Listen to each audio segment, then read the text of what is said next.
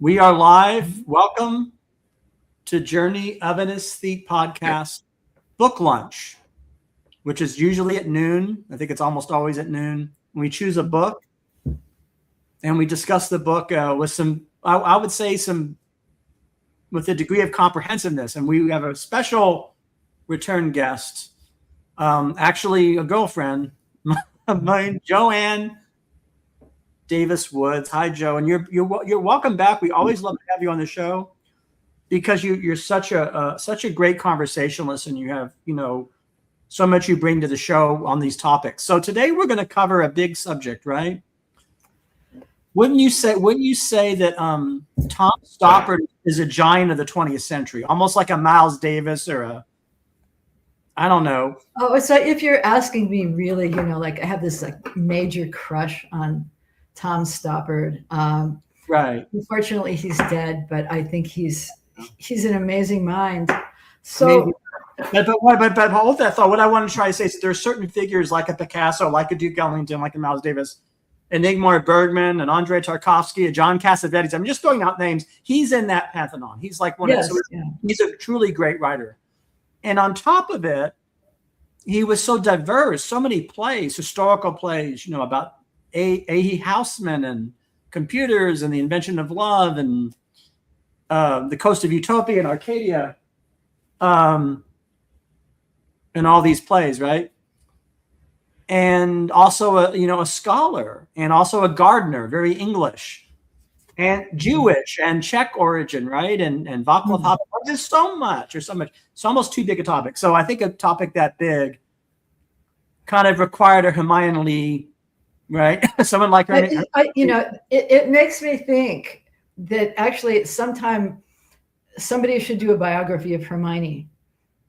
Hermione Leaf? Yes. Yeah, well, because she did a biography of one of my favorite poets, Stevie Smith.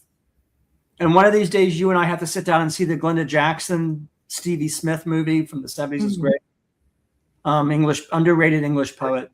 But she's done many topics. But I'm going to get out our equipment here. This is the book. Look at this book. This is what we've read. There, look at Stoppard there. That man you have a crush on. Look at that. There he is. Yeah. There's great photos in this book, I have to say. It's a big book. I mean, he's a giant of the 20th century and a giant in arts and letters. We're going to get political activism on behalf of dissidents everywhere. Originally early on, Jews in the Soviet Union, dealing with anti-Semitism in the Soviet Union, but then going back and hanging out with Václav Havel and the Prague Spring and writing Rock and Roll, the play about some of those things. Right? So it's so much there. But I wanted to start like we normally start, and we'll each take turns, I guess, and talk about when we first encountered, before we get to the biography, Stoppard's plays, what their circumstances were. So one of us goes. Oh, well, I'll go because chronologically it was before your meeting with Stoppard. It was back, I think, probably in, 73. And I had a used paperback of Rosencrantz and Guildenstern Are Dead. And a girlfriend and I were taking the bus. We're taking Greyhound from San Francisco back to East Lansing, Michigan.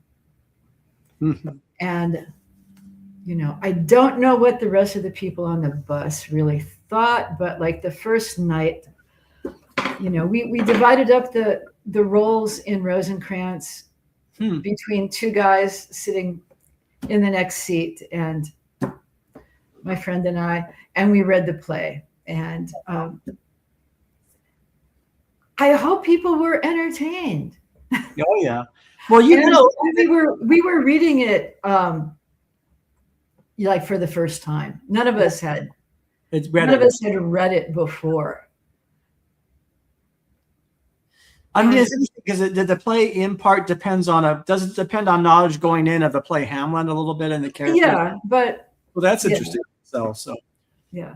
thought I'd interject that in there. But you're on a bus, so it's great. So at the end of his life, my dad wanted people to read plays for fun.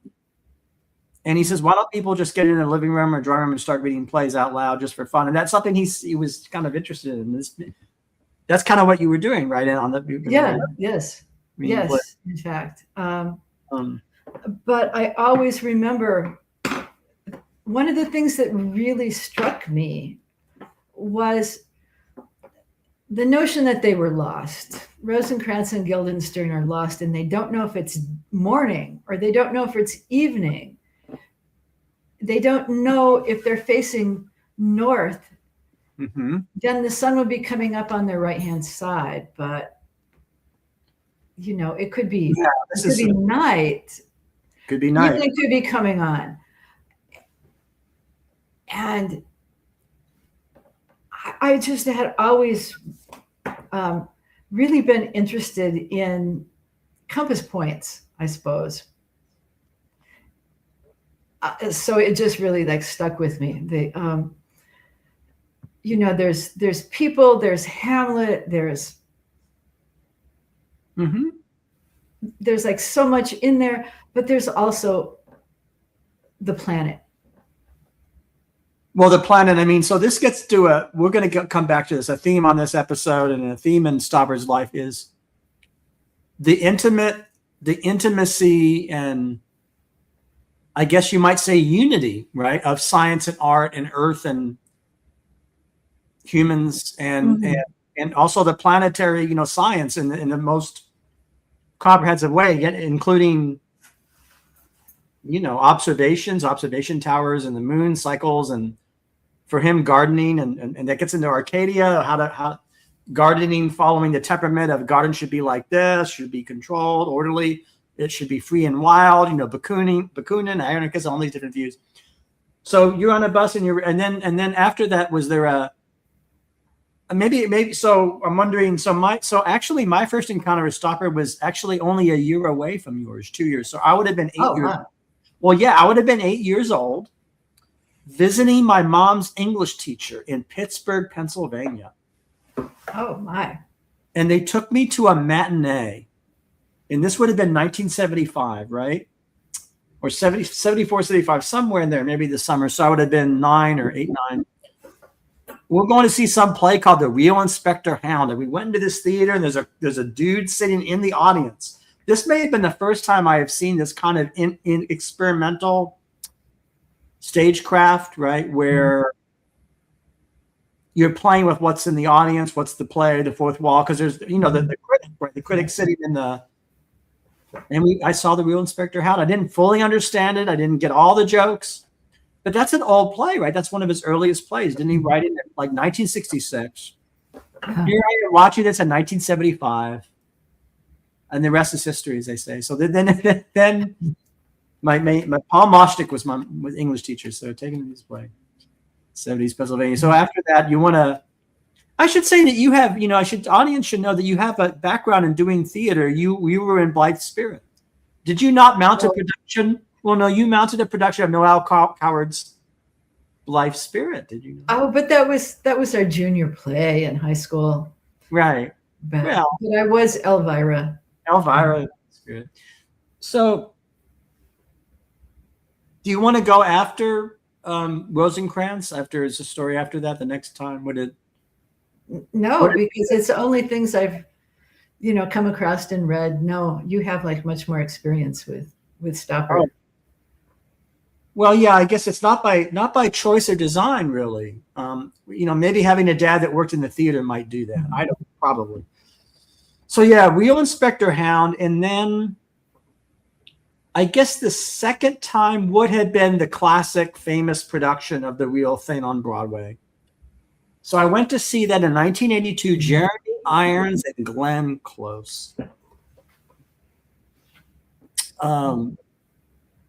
We could talk about that play now. It's one of the plays, but seeing that is great. And then, of course, the movie Brazil, which I was taking a film class at that time, and I saw Brazil, Jonathan Pryce, the movie he wrote. guess Terry Gilliam, but in theaters. But we actually, in a film class, we actually studied that particular movie in film classes. I don't know what, you know, the I don't know. There's so much to say. So Stoppard has a life, right? So do you want to start early in the book, or where do you want to? Do you want to do a linear chronology? Or do you want to mess with the chronology and be non-linear, or what do you want? So what comes in your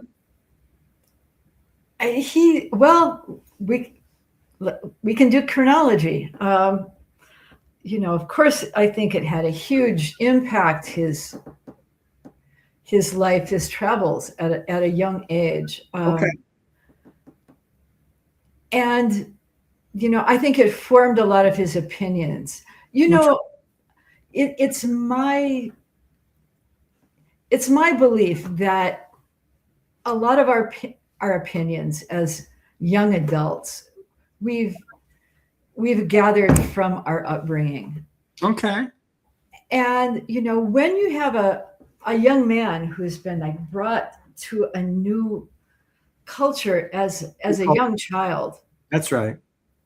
Because he has to learn and find his way, he's going to like take it all in and go for it.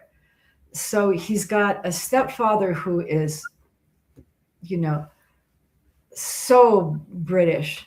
Yes. You know, he kind of comes to his idea of Britain like Cecil Rhodes. You know, that it's, you know, if you're born an Englishman, you've like won the lottery. Yeah. You know, in the world. So, you know, between having that man as his stepfather and then going to a traditional school, you know, he's just going to like take it all in and believe it because that's what, you know, makes him successful, actually. And I think later on that has an impact on his evolving opinions on the world. But I think that's what starts him out. I mean, you're touching on one of the most interesting things about him, the thinker as well as the writer, is his you said evolving opinions. So he's, you know, I think the influence of working with the dissidents in the former Soviet Union, you know, the persecution, you know, also his original homeland, Czechoslovakia, as it was known then before. See, I was there right when it came apart. The very year it came apart, when Havel threw up his hands, was frustrated, is when I visited there. I was there. Now we have to call it Czech Republic now. And it's like a year before that. So I made the travel plans before. It was just so it's funny to make travel plans in a country and the country changes its name. You know, how does that happen with your plane ticket? Yeah. I don't, well, it stays the same, but they say, well, we're good. Yeah, it's crazy. The same airport, different country. Yeah. That was the 90s, of course. But you know what, but anyhow, his evolving opinion. So he's always sort of an Anglophile, loves English culture and arts and letters, knows Shakespeare. You have to know, to write a play like Rosencrantz and Guildenstern, you have to know your Shakespeare, know your Hamlet. You know? To quote Cole Porter, start quoting him now, brush up on your Shakespeare from Kiss Me Kate, right? But he evolves in that he's finding problems or a growing awareness of the injustices in traditional English hierarchy, right? And he's, you know, even though he likes Margaret Thatcher and he's something of a Tory, right? Which in itself puts him on the outside of the entire, you know, literary theater establishment, who are all left wing, you know, his poor friends, David Hare and Vanessa Redgrave and Mike, you know, Billington and all these writers. Yeah, not to mention Pinter. Yeah. Well, Pinter, sure. Well, Pinter, yeah, so as a socialist, and they're always fighting.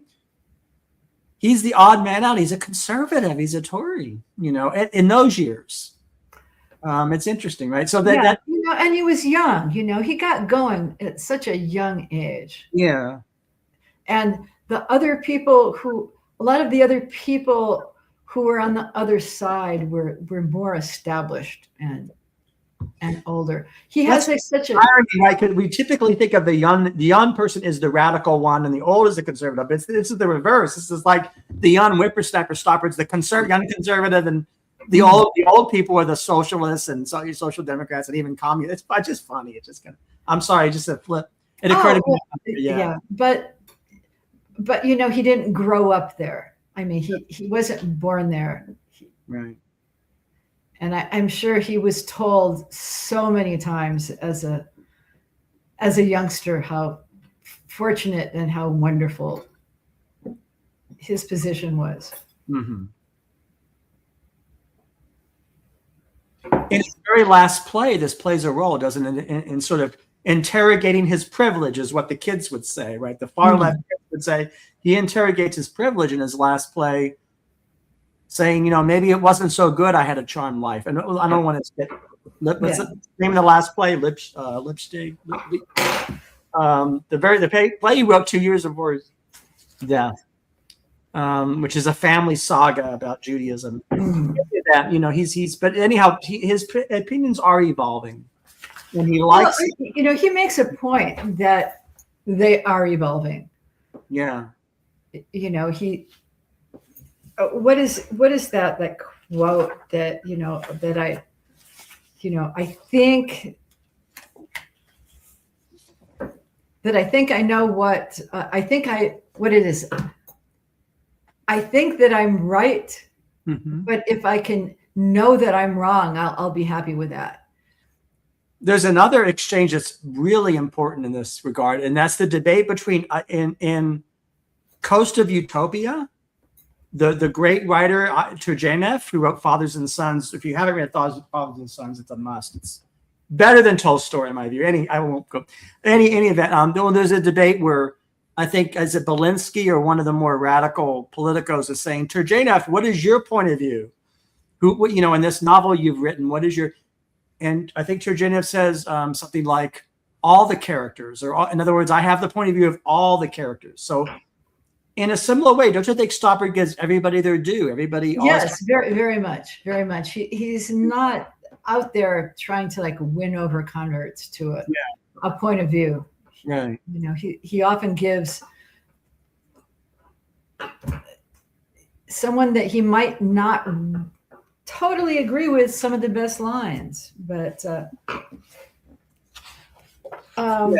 it's great. We're both looking at the book here, and we're kind of. I'm looking at my notes, and you know, I think I left part of my notes. I left at the car dealership. That's perfect. That's just great, isn't it? Yes, here it is. I hope I'm right, though I would settle for knowing I'm wrong. And that was from The Dog It Was That Died. The Dog Was That Died, one of his so it's a radio play. Right. Well, that's another thing. He wrote all these radio plays. And then, of course, India Inc. Wasn't it originally for the radio? I think so, yeah. So I don't know where to, you know, there's so much here.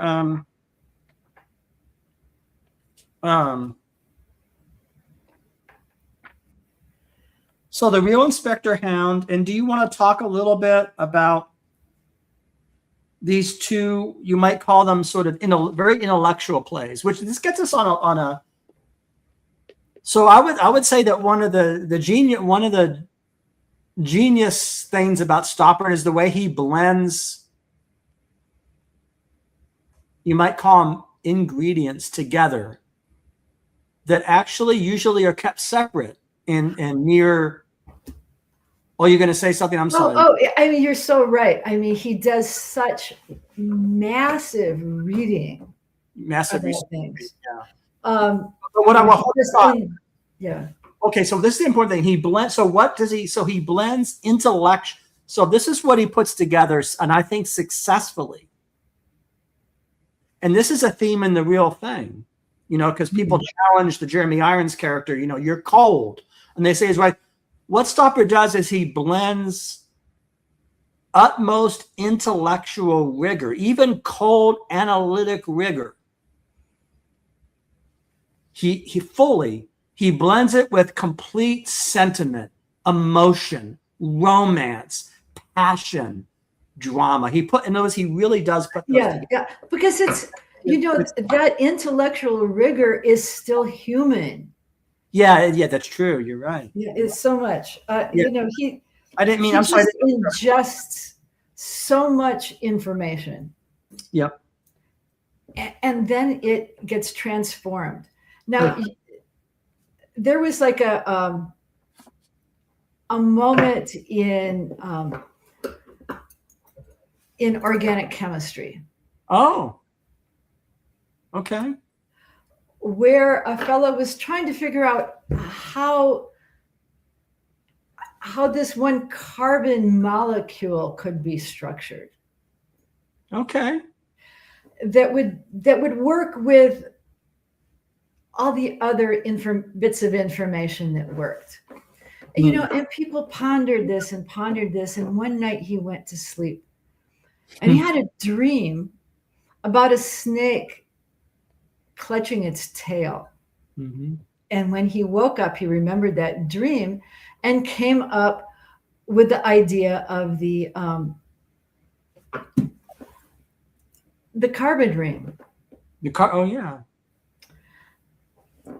So, I mean, how human is that? That is art going into art, and it's amazing. And so I'm thinking, he does these two, I'll call them the intellectual plays. Jumpers and Travesties in the 70s, right? A little bit. And I've seen one of those, not both. In the 70s, I saw, I don't know what production. I saw a lot of plays in the 70s and 80s. Keeping in mind that you were born in 67. So. Well, that's probably why. Well, because I was going to the theater as soon as I was able to leave the house and out of diapers. I was going to all the shows and doing all the things. But that's important because, I think it's Jumpers. So as we all know, because of subsequent plays, Jumpers intimately connects with Arcadia, right, and other plays about philosophy. That he's poking fun at Jumpers, right? It's sort of the reductionism, if that's the word, the dogmatism of analytic philosophy, written in the 30s, right? And that's kind of a lot of that. And you would have to know some of that history to get Jumpers, or just sort of appreciate. Mm-hmm. Know a little bit about the history of philosophy and the analytic school.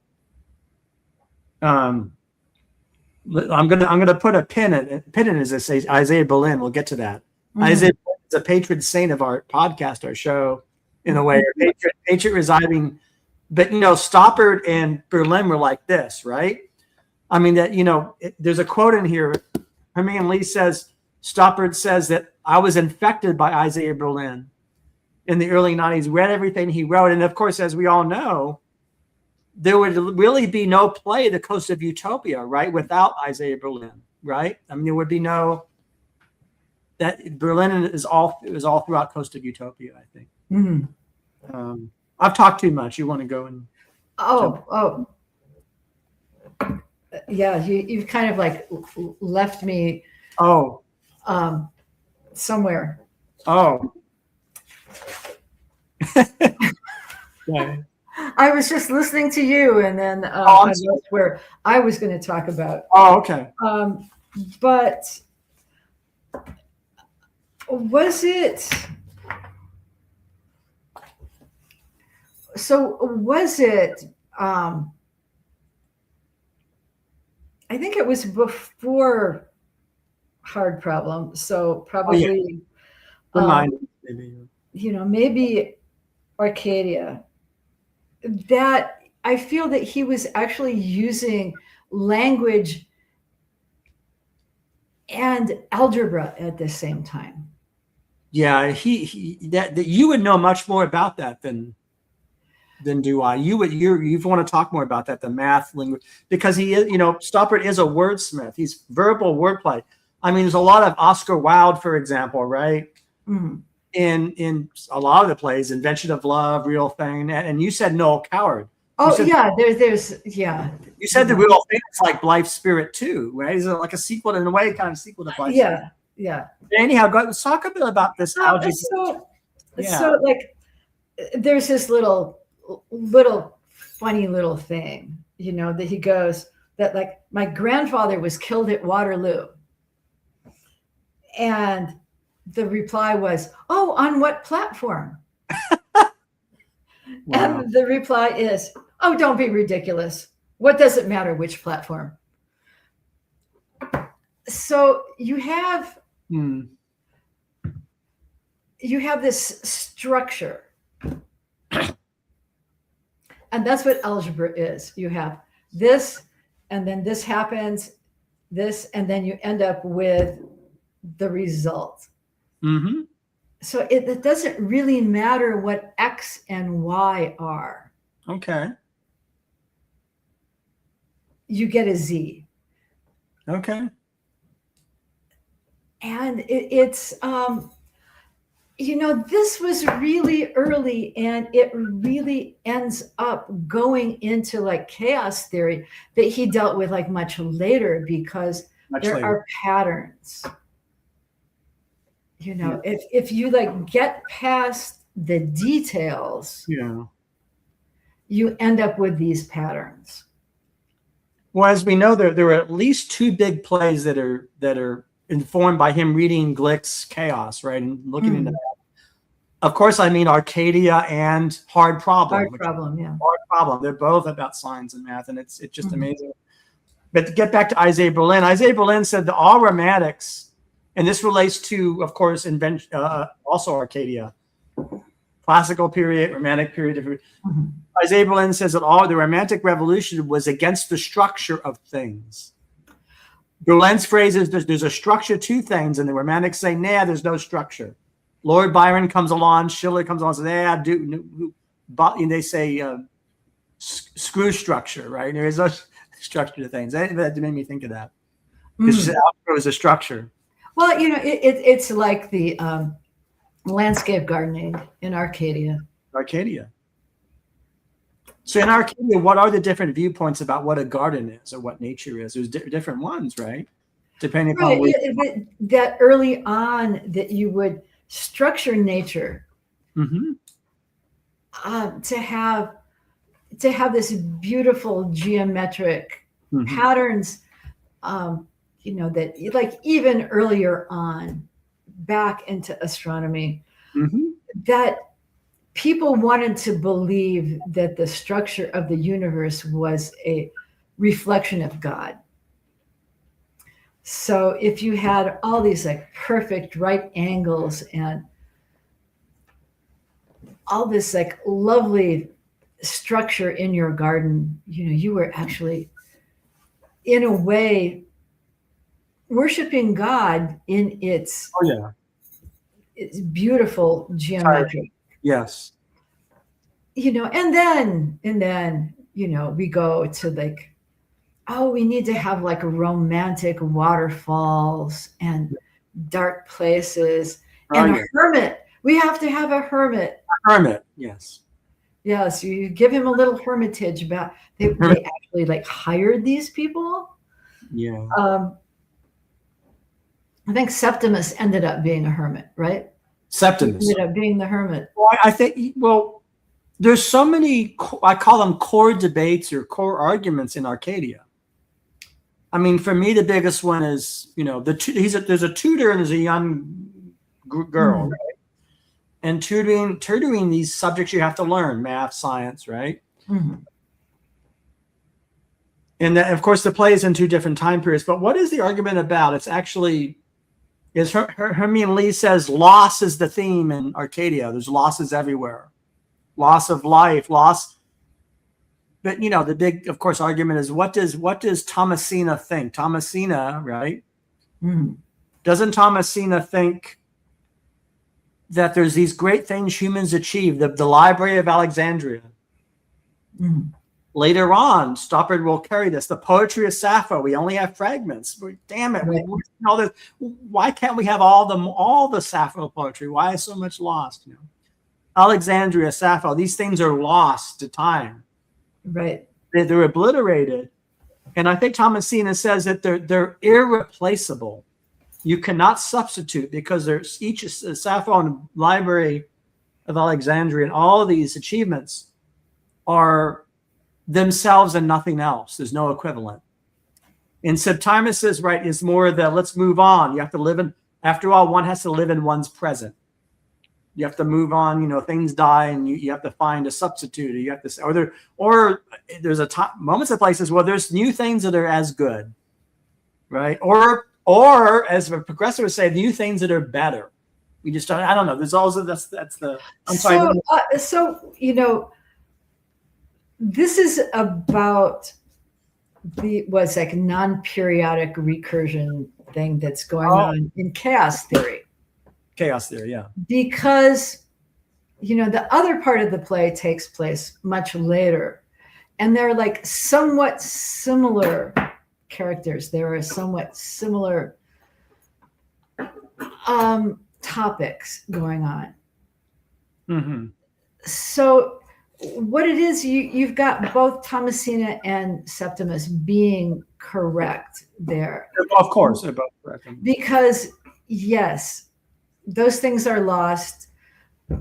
The characters later on in Arcadia they're looking for the past. They only get bits and pieces. It's not complete. It's incorrect. But there's like a certain amount of this has come around again. Mm-hmm. You know, it's not like history is a circle. It's like history is a spiral. Spiral. This is the thing that Joe's always. So when you and I talk about things, you remind me of the spiral dance. I call it the spiral dance, and there's a spiral. So this is interesting. Stoppard has points of view. So that Scottish activist in the real thing, Brody. Stoppard thinks he's an idiot and a buffoon, does he not? He does not like this activist, right? He thinks he's squandering his time, and he doesn't necessarily. He may half approve of what I'm right, and he's like squandering other people's time. So that's an example of Stoppard really has a point of view, just like he doesn't like Sarah and Lenin, right? And that's in Jumpers, right? Or is it? I don't know. These characters come back. It's in Jumpers, yeah. Well, Coast of Utopia has some of the same people, right? We sort of the. Oh, okay.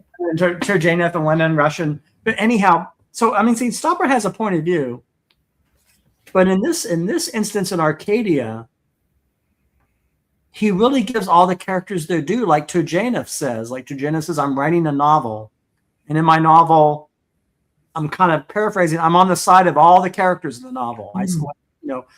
Doesn't he do that? Doesn't he, as you said, give Septimus and Thomasina, they have their speech and they have their due, and even in the real thing.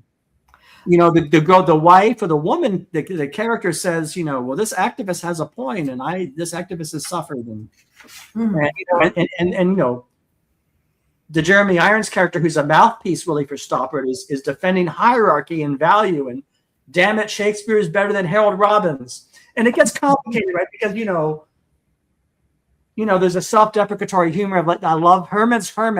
I'm in something, this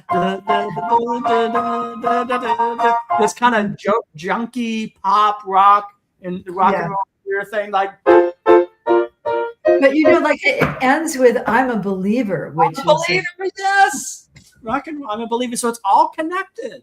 It's all one play. Yeah. It's all one play.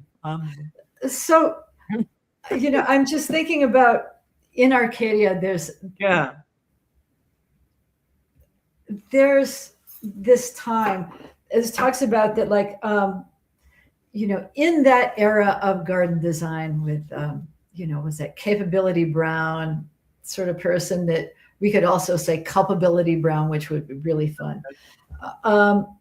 But so at the turn of the century, there was like the last point where a man might aspire to know most of what was thought to be known. I mean, that's an amazing right time. And it's about the same time that the American government thought about closing the patent office. So that's interesting. Right. So in other words, This is something that you have mentioned before to me. You're saying that, there was a mindset or an ideology in which everything's done, everything's finished. We have all the inventions. We're just going to, right? Right. Almost, Yeah. There's just some details to work out, but like it's details to all, work yeah. It's a little bit like some of us, and I guess I'm calling out myself somewhat guilty. Well, I don't know if some of us thought that we were achieving a liberal democratic order. Mhm. Those of us that liked Bill Clinton and liked Obama, we thought, well, we're going to work out the details. And this is, now from a certain point of view, I still think something like that, because I think that thing we had is better than these fascist alternatives, certainly better than monarchism and theocracy and all the things what people are enthusiastic about now. But nevertheless, and maybe it's a similar mistake of like, well, our work is done and we figured this out. Right. Yeah. No, maybe, yeah, that's difficult. Yeah. Now it's just details. No, it's just details. Yeah. Your home looks beautiful, Joe. I'm going to be. Oh, well, thanks. Yeah. It's nice flowers back there from you. So it's important. So what do you think about this giving all the characters a so he speaks for them? He imagines. Well, he keeps insisting that he doesn't really know what he thinks. Mm-hmm. That's true. That's true. He doesn't really know what he thinks. So, I mean, it's amazing that this man, I mean, his life could have gone in so many different directions at any time. Mm-hmm. But his curiosity,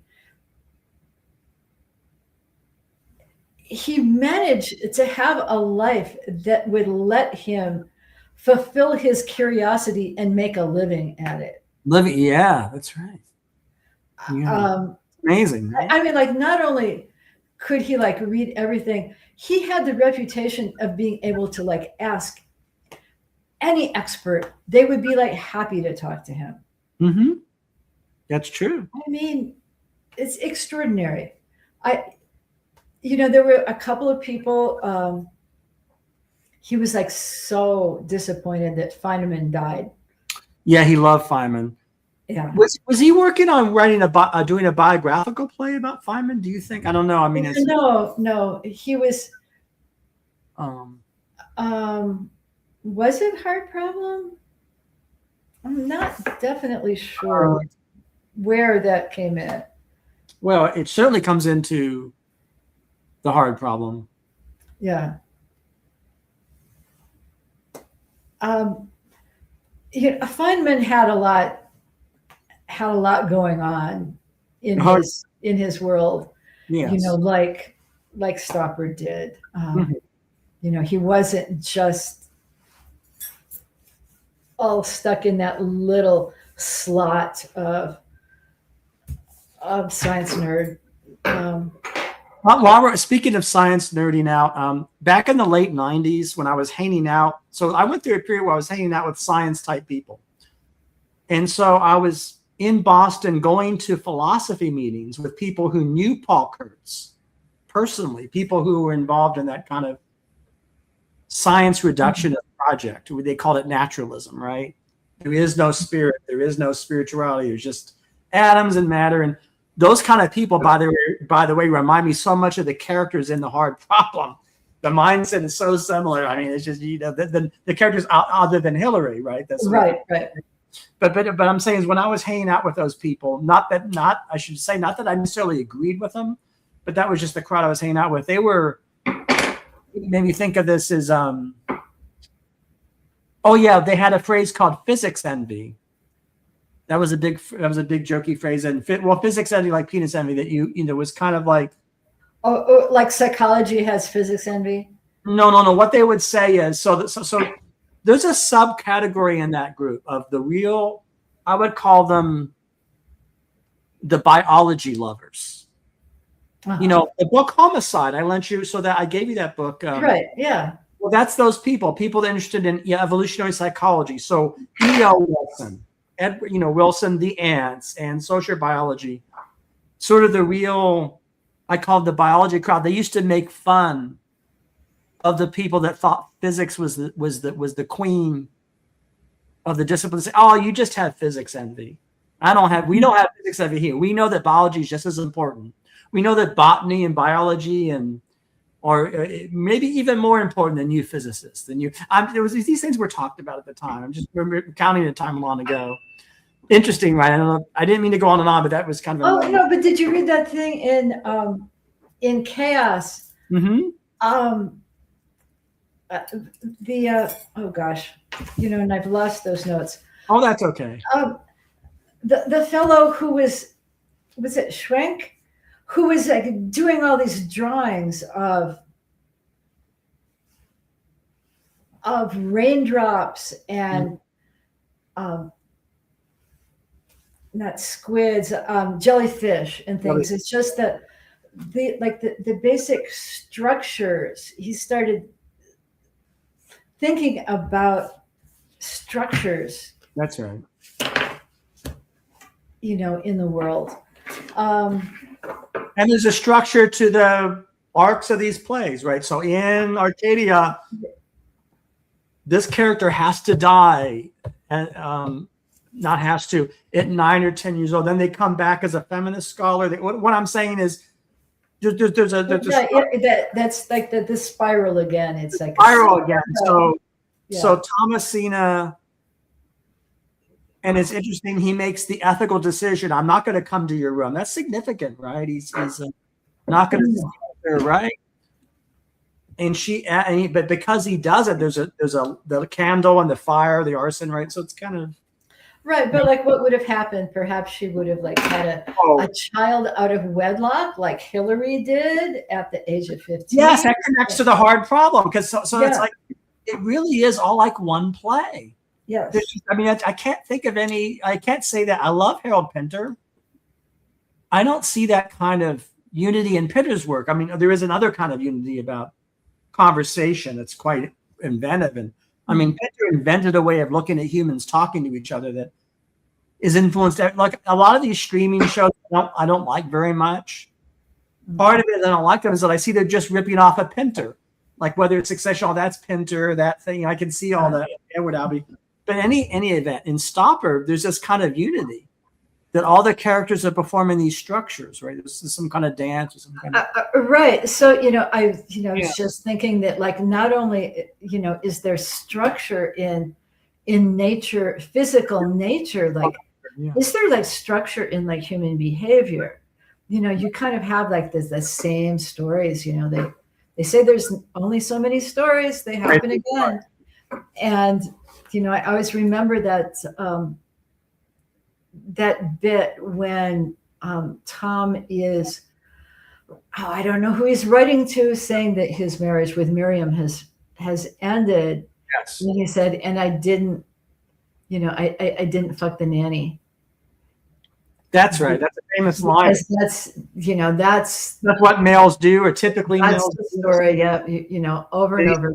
He says, "I'm better than that because I did not." It's propinquity again. It's propinquity. Yeah, was the theme in our. Well, that's a letter that he wrote. So do you want to talk about his personal life and his family and a little bit? We probably should, right? Because it's certainly a biography. How many marriages? How many kids? Yeah, there were children, there were wives, there were lovers. I know about the but so there's Miriam. So in the 70s, there's Joyce and there's Miriam.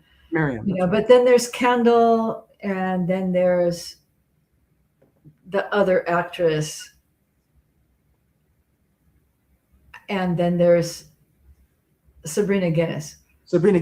Well, so there's a person that screws up in a production and actually is fired, right? Because they did something wrong in terms of the backstage. Oh, yeah, she was a tech person, yeah.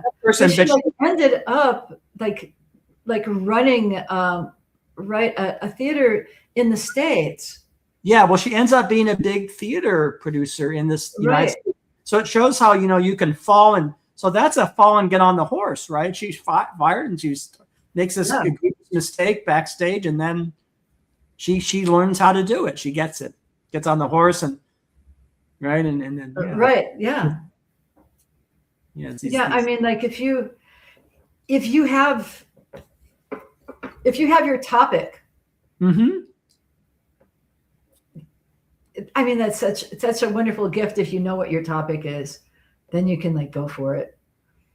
You know, so Well, like maybe she knew that like keeping track of the lighting cues was not her big thing, but production, she could be a producer, and that was. But actually, so it's no. So but Joe, keeping track of the lighting cues is producing. So I want to say. So what I want to say is that actually that was her topic. I want to say that she mastered that topic. So what I'm saying is that she. Well, I mean, she knew how to hire the right person to like. Or hire the right person.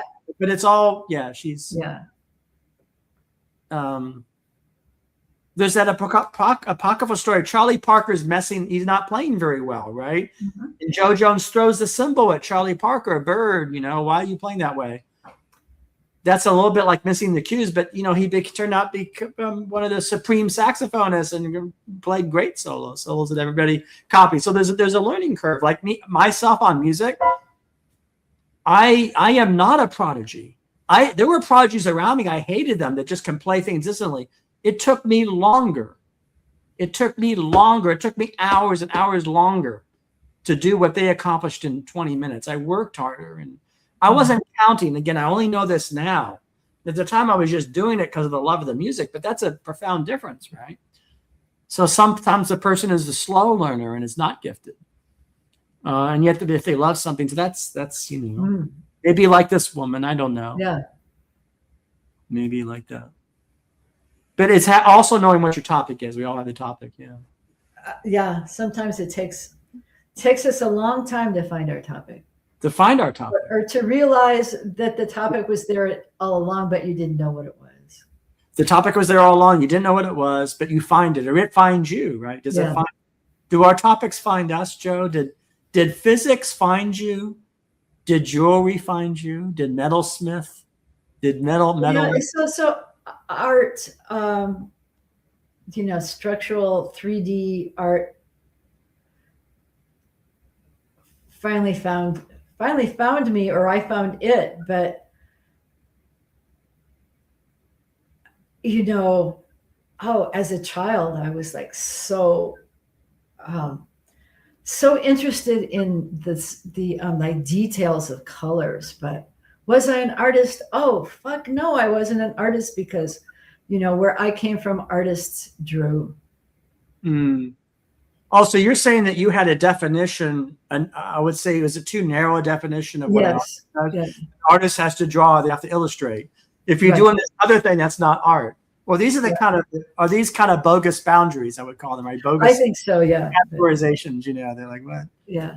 You know, even now, somebody says they're an artist, and, you know, they think you're a painter. You know, even if you're a musician or a sculptor or. Yeah. Yeah. It's interesting. So I discovered get back to Isaiah Berlin because it very much connects. Yeah. I discovered him close in time to when Stoppard discovered him, right? Because so he dies, Isaiah Berlin dies in 1997. I discovered his work right when I returned from Prague. Mm-hmm. Go to the Czech Republic to record my piano concerto. It's amazing. Record a piano concerto in the early 90s. Come back, Prague Spring. I start reading all Isaiah Berlin, Roots of Romanticism, Pluralism. There's another person, this Tom Stoppard across the pond, starting to read Isaiah Berlin, right? Falls in love with Isaiah Berlin, says becomes infected by Isaiah Berlin. Why don't you tell the story of the weird or this sort of unusual connection between them, right? Because it's right. You could tell that story about what happened or didn't happen, or kind of crazy. Well, right? It's like I don't really know the details. Hermione didn't have a lot of details, but actually. Isaiah contacted Tom. Yeah. And suggested that they meet. And, you know, it's hard for me to think of Stoppard being uncomfortable enough to say no. or maybe he just kind of like blew him off because he just was uncomfortable.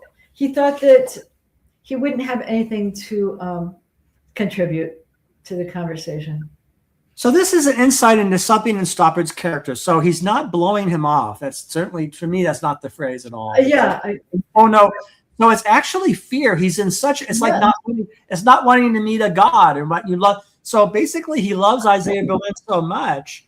Berlin says, I want to meet, because I'm sure Berlin was a fan of his plays. I'm sure Berlin, I can tell you. Well, it's like Berlin would probably so appreciated what Stoppard was doing on stage. Well, not probably only for one play, probably because of Jumpers, because Jumpers is about the world Berlin was a part of. I mean, the philosophers that Stoppard is writing about, they were meeting in Berlin's rooms, dorm rooms, those are all the same people, A.J. Ayer, probably Isaiah Berlin thinks this young man has written a play about us.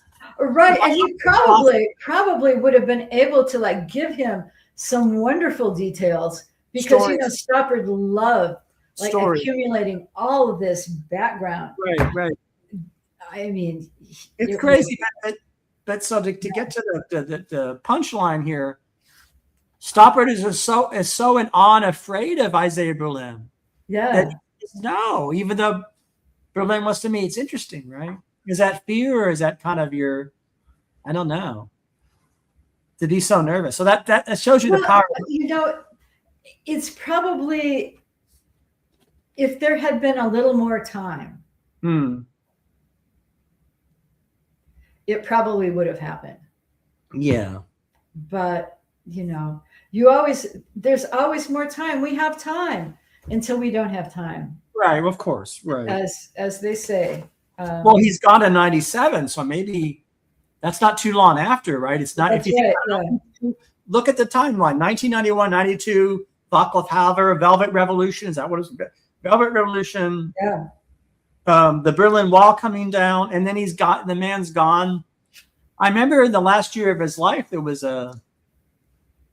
actually Isaiah Berlin wrote a piece, "What Pluralism Means to Me." I think the year of his death, and I used to copy and paste that, because that was the first thing I read for this very podcast. I think my first episode, I read that letter.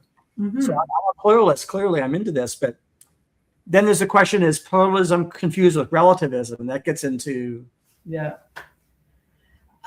but is it in Arcadia where Hillary says?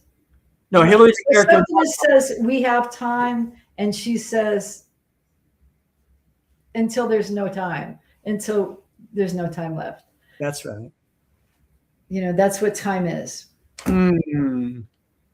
Yeah. So I mean, he lost the chance with Berlin. He lost the chance with Feynman. He had some real idols. He did have idols. Yeah. Yeah. But it's interesting because, there'd be no Coast of Utopia without Berlin. Yeah. There'd be no Hard Problem. My favorite, do I have a favorite? It's one of my favorite of his plays. Well, because it's one of my favorite, do you want to talk a little bit about that play and the years? It's very much a play of 2015, 2014, 2015. I don't know, those years when science was riding high, and I know now it's kind of. So I read this play the other day, probably at the car dealership where I lost my notebook. It was making notes on the play. This is getting my two computerized car being investigated. So, like we were saying before, this play really has a lot to do with Arcadia. It does, yeah. And, it's funny. So you have was it Leo or Leonard? Spike. Well, there's Spike, right? There's Spike, but no, the boss guy. The boss, yeah. Who's actually in love with Hillary. Well, there's two people in love with Hillary. There's her writing partner, Science, right? Isn't the Asian? Oh, well, there's the woman that's in love with her. Yeah. And So then there's the guy in charge of the company of the company. Okay, Yeah. we could say everybody loves Hillary, right? Everybody's in love with Hillary. Yeah. Yeah. But when people start talking about like the hard problem. Mm-hmm. I should say the hard problem was coined by David Chalmers, the Australian philosopher, coined that term to describe the difficulty of, basically what is mind, what is consciousness. He calls it a hard problem. Right. Go ahead. Didn't want to give credit to Chalmers. When Hillary starts thinking that she wants to go into philosophy, and they just think that's like, oh, ridiculous. But when you start looking at the hard science explanation of consciousness, it just comes down to the turtles. Turtles. It's turtles all the way down. All the way down. We said that at the same time, so we're in sync. You and I. They're just like, oh, well, maybe it's just, one little molecular thing that makes consciousness. They just have to keep, and it really doesn't turn into anything more valid than God. I mean, I have to say, I love Hillary. Hillary is a character, given that as you know, my beliefs, we've discussed this. I mean, I do something that Hillary does. I don't do it in the same way, but Hillary, like this our character, I pray like Hillary prays. When you first meet her, she's hooked up with this guy who's an atheist materialist, right? Science guy. What are you doing that? Oh yeah, I mean, she's like on her knees in front. She's on her knees praying as we do to our, not necessarily in that position physically, but those of us that believe pray. And he has none of it, right? He's insulting to her. What are you doing that for? That's the first thing we see. I mean, it makes him so uncomfortable. Makes him so uncomfortable. As I spent decades as an atheist, decades. So 80s, 90s, at least a good 20, 25, two decades. Mm-hmm. So I evolved too. So that's interesting. So I identify with Hillary when she's praying. But what do you think about him setting up the plot like that? It's interesting. Well, you have these two. Well, I mean, that's what Stoppard always does. Yeah, he does, doesn't he? He turns argument into drama.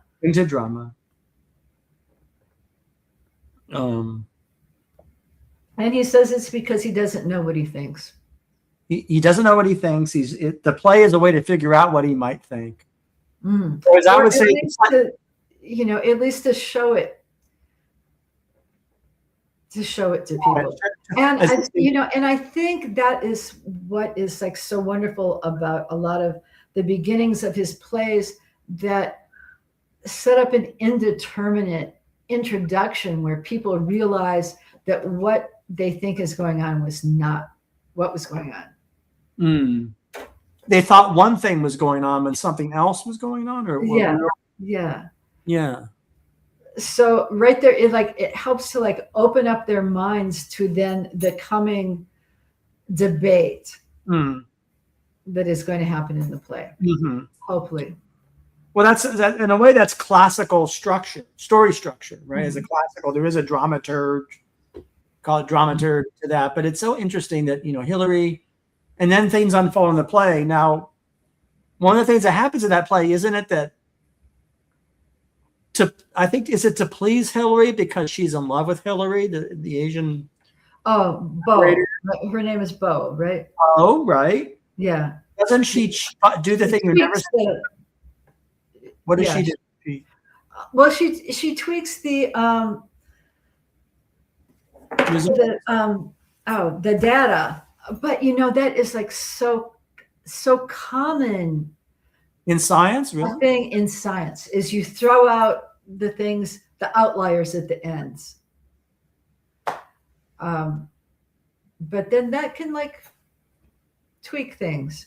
Well, it's a scandal, right? Isn't that the worst thing the scientists can do, right? Is it not? I mean, you're supposed to observe the scientific method, and you don't, right?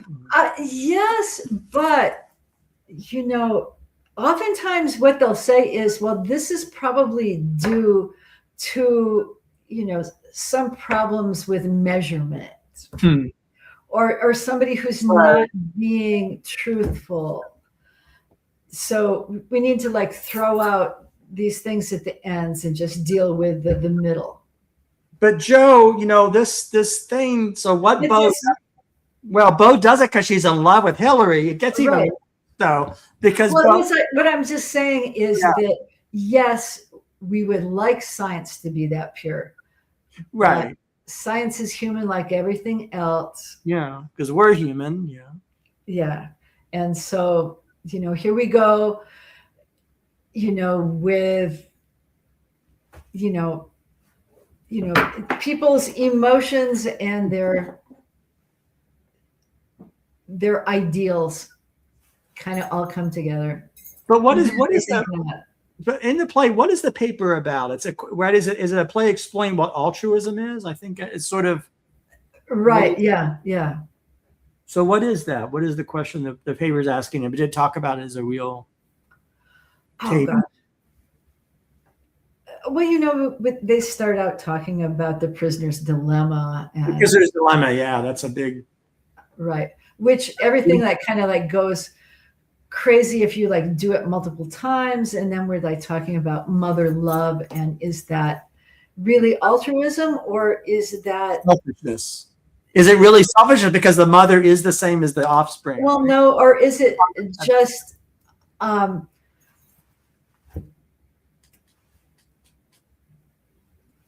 making the advantage of your genes? So it's selfish in two ways. It could be the advantage of your tribe. That your offspring will live to have more offspring. And also, as I said just now, the offspring is the parent. The parent is the offspring. There's sort of this, right. Yeah. Which you could mischaracterize that as selfishness. No, it's not altruism. That's you're doing it for you. It's just biological, imperative. Right? Yeah, biological imperative. These are all. So to me, these are all. I call them fanciful. They're fancy in fanciful ways.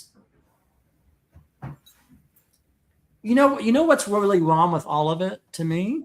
I'm being very honest. It's not that these things aren't true. So there is a biology. There is a biological imperative, right?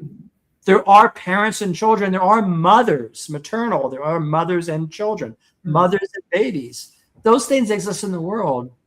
Mm-hmm. I think where we go wrong as humans is to think that it's just one thing. Or to create a label saying, well, this is that. That's kind of the mistake. So we take all of these facts in the world and we try to, I guess, summarize them or try to, right? Well, it's kind of funny because where I come from to that topic, I think our problem is that we divide them. We divide. Okay, well, divide. Yeah, division. Yeah. So we have science and art. We have pure fact, and we have art, we have biology, and then we have altruism. And I understand that to investigate some topics, it can help to bring them down to a little workable bit. But then you have to remember that you brought them down to that little workable bit, and they're part of something that's a unity. So in the milieu I was in Boston, remember the Alan Sokal affair? So Alan Sokal wrote a fake paper, an imaginary deconstructionist or theorist, to show how awful and stupid quantum theory, basically making fun of the academic left, making fun of academic philosophy, and signed his name to it. It wasn't a real paper. It was sort of a mock paper. And then he later came out, so I knew these people. I knew Social Text. The editor of Social Text, who was fooled by Alan Sokal. I never met Alan Sokal, but I knew. So I was living like a double life. I was going to these meetings with the Paul Kurtzes and the Dan. God, oh, there's all these names. Reason Magazine, The Skeptic, all these folks.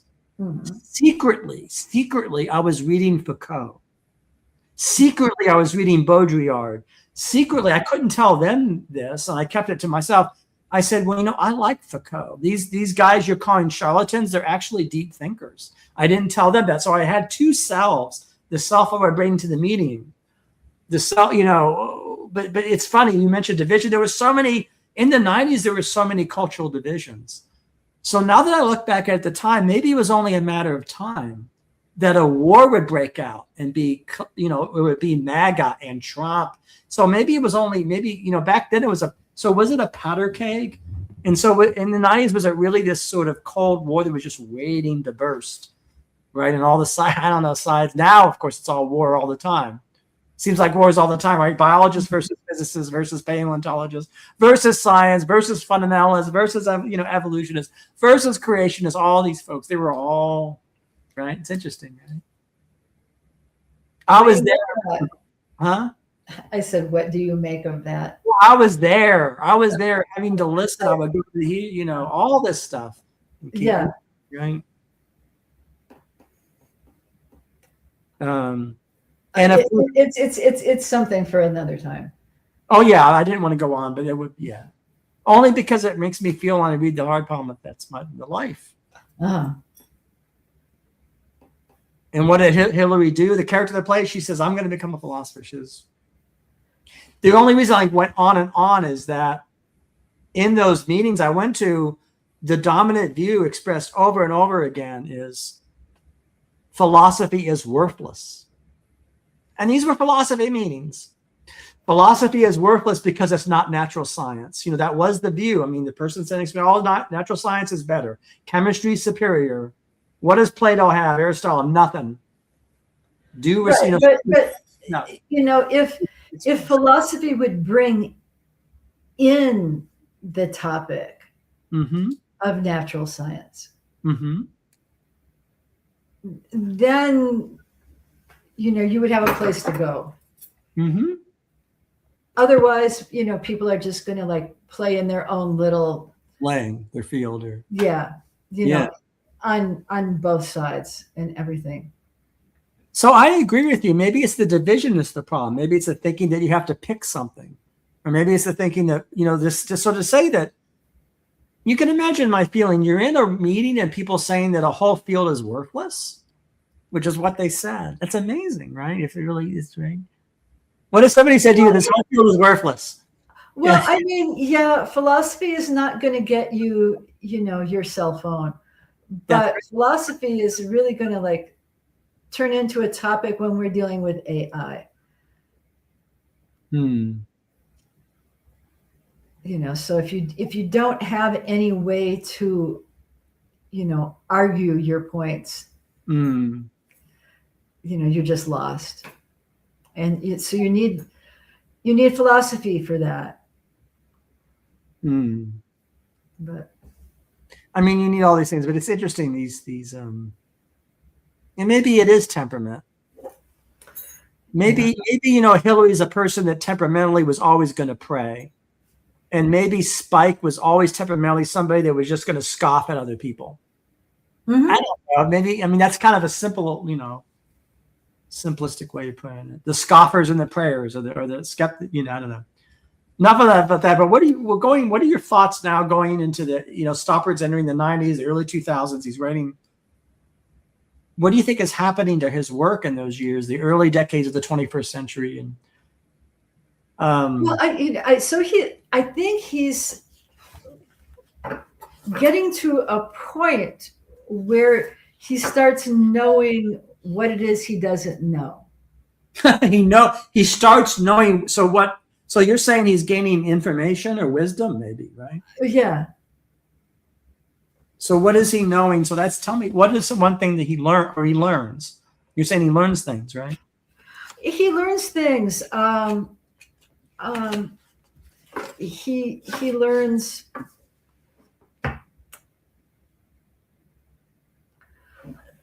So he really liked this thing that Chesterton said. G.K. Chesterton. Yeah.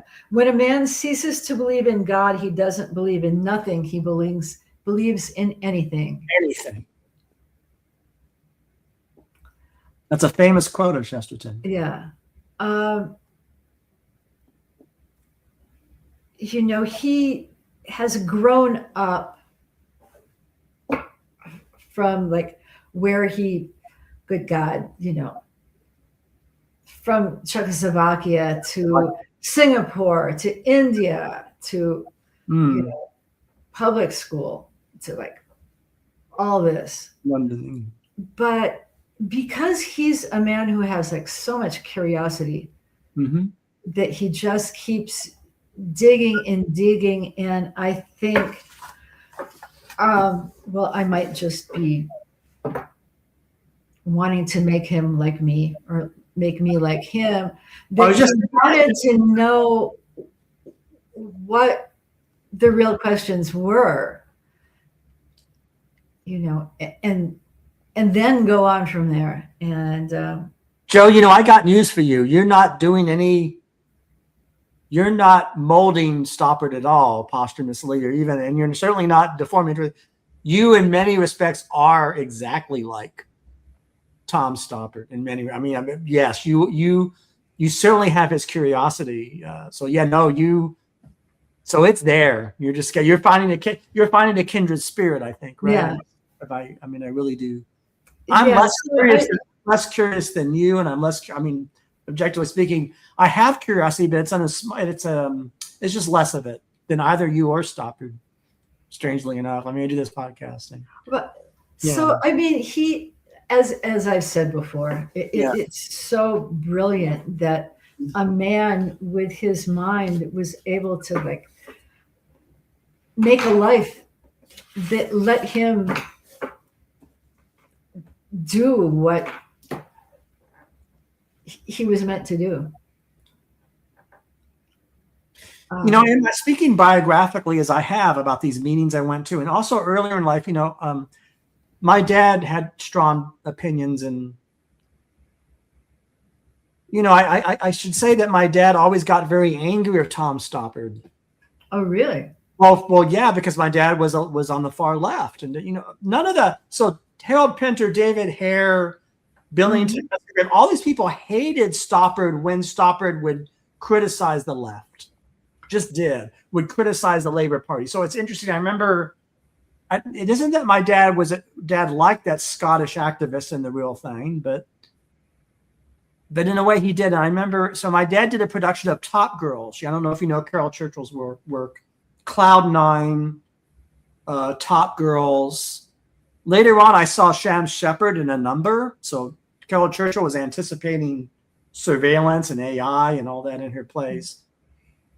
Did Carol Churchill and Stoppard ever meet? Did they ever argue? It was funny because Carol Churchill is sort of the archetype of the opposite of Stoppard, firebrand feminist and anti-Thatcherite. And so I mean, so this is something I don't know. How verbal was he about his support of the Tories? I don't know. I know. Was it that he just didn't come out in favor of labor? I don't know. There's a lot of things I don't know, because at the end of his life, I saw that he announces that he became a socialist, right? Right. Yeah. So does that mean that Tom Stoppard is saying, Carol Churchill, you're right? Or is it? Let's do a revival of Top Girls. If you know the play Top Girls, and show the evil and the rot of Thatcher hierarchy and the oppression of women. You know, that's a great play, but I don't. Top Girls, but I don't know. Yeah, you know, and I expect that there's like a lot of the same corruption on the left. Oh, sure. Yeah. Oh, but sure. Is it just because he didn't come out verbally? Did people just want a really simplistic statement from him? Because no. Early on, they thought that he was like so non-humanist. No. Here's what I really think it is, Joe. I actually think they did not care at the end of the day. I actually think that the theater community was so dazzled.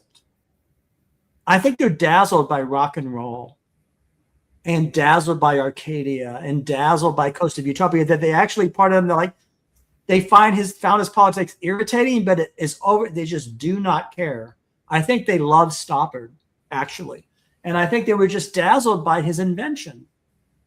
And I really do think that that's kind of, so I think, it's a little bit like people are dazzled by a great musician or a songwriter. The way you could, right? What do you think? I don't know. Is that? Well, I mean, it was earlier. Wasn't it earlier that they earlier? Well, yeah. You mean before he was a dazzler and Cheever? Well, back more, real thing and the real thing. Well, he's already a star. And before that, because he just, this like, oh, you can't write a good, female character, Oh, that's certainly not true. Yeah. God, is that untrue? I mean, even in the real. I mean, he got better. I mean, he definitely got better because it used to be. It's just we need a girl without her knickers on the screen, on the stage. You mean we need a Carry On film? If you know the reference, you would know the Carry On films are the. Well, it's British, right? Well, yeah. Yeah. Carry On Nurse and Mary Millington and yeah.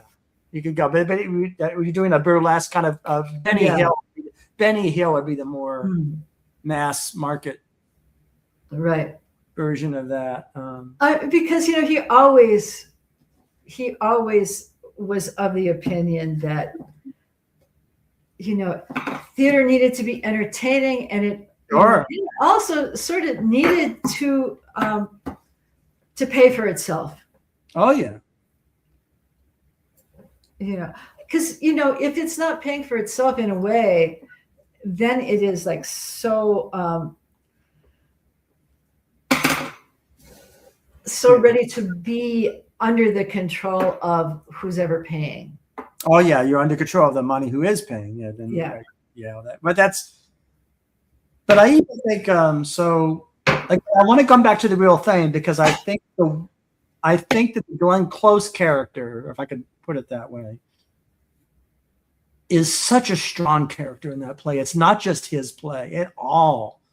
There's time and again she's challenging him. And, No, it's really so yeah. That's an example of writing strong. I mean, like by the time he got there, I don't think people could accuse him of not writing it. Yeah, I remember because I saw it and I was like, I don't know. Anything more do you want to say on that or anything, Joe? Are you about gardening or plants or botany or? Just no. I tried to make a garden like that was like so beautifully geometrical. You did. I did, yeah, and it was going to be beautiful and with like a central round place with borders that were angles and everything was beautiful but it was all vegetables and then the deer and the rabbits came and they ate it. So you're saying you wanted to make a beautiful garden and deer and rabbits came and ate your garden? Is that what? Yeah. And what was the lesson in that, if any, about that? Well, like even so, I couldn't keep up with everything that I had grown to like eat it all. So, I kind of like, I guess I went for the romantic version of the garden after that. So that we want, like a lovely, mysterious and mystic sort of view rather than Italian geometry. But, yeah, I mean that was it. Well, that's a lot. There's a lot there because it's sort of classical, romantic, and then invention of love, Houseman, right? Yeah, and the idea. Well, the very title, the invention of love. I mean, there's a title for you. I mean, Well, the very title tells us of a point of view. So again, back to the meetings and rooms of me in the 90s. I would be going to these meetings where they were talking about love is universal. I'm just saying what the meeting said. Love is universal. Love is, some said, totally biological. Some would say partly metaphysical. But there is a love there. There's a there. And then. But what is it? Yeah. Well, no, not what is it. There's authors like Foucault who say, well, love is constructed. Love is invented in 18th century Europe, which, of course, is to say it's not invented. Far from universal. Not only aren't all these whole continents not experiencing it, but it's invented by a bunch of bourgeois Europeans in 17. I'm not saying, of course, it's a caricature. Foucault does not go that far. But, what I'm saying is it's, these are all. So I was there when people were discussing such things. Of course, today, we know that love is metaphysical and universal. No. Put that in quotes, right? We were learning, science says. There's so much, right? So much said about it. But all that's in that title, right? I think Stoppard is having fun with. Oh, yeah. He is, right? He's having fun with all the points of view. We in the audience of The Invention of Love are implicated, right? In that way. That is, we're coming to that play with we may be coming to that play having been fed, maybe spoon-fed, a force-fed houseman, if we're English, right? Right? Or just like we were fed Edna St. Vincent Millay, or we were fed Byron or Shelley. Or we were fed The Summer of Love in San Francisco. The summer, right, that, 69, We're back to the,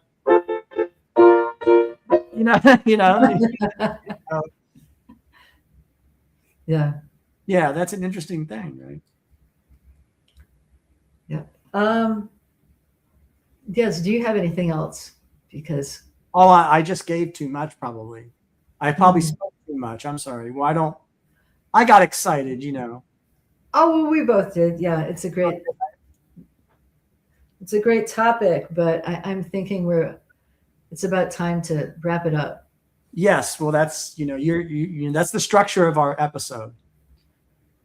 So the structure of our episode is we were discussing this family of life.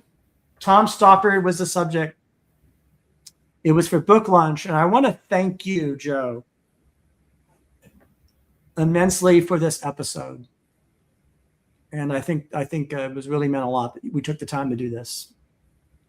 All